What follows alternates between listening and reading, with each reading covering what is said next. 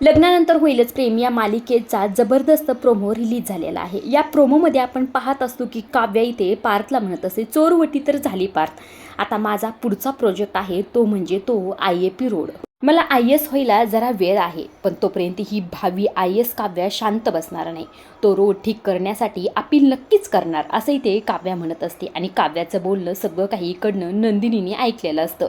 आता इथे काव्या पार्थला असं देखील त्या रोडवर ज्या बायकांचं मिसकॅरेज झालेलं आहे त्या बायकांना मी नक्कीच न्याय मिळवून देणार, असं इथे काव्या म्हणत असते। पण त्यासाठी मला त्या बायकांना शोधायला हवं, असं इथे काव्याने पार्थला म्हटलेलं असतं। आता हे नंदिनीने सगळं काही ऐकल्यानंतर नंदिनीला तर फार टेन्शन आलेलं असतं, कारण की त्या रोडवर तिचं सुद्धा मिसकॅरेज झालेलं असतं। आता काव्यासमोर नंदिनीचं नाव येतं का नाही, ह्या सर्व गोष्टी काव्यासमोर कशा प्रकारे येतात ह्या पाहण्यासारखंच आहे। आजच्या पुरतं एवढंच। अशा डेली मालिकेच्या अपडेट जर तुम्हाला जाणून घ्यायला आवडत असतील तर आपल्या चॅनलला जरूर सबस्क्राईब करा आणि तोपर्यंत पाहत राहा लग्नानंतर होईलच प्रेम।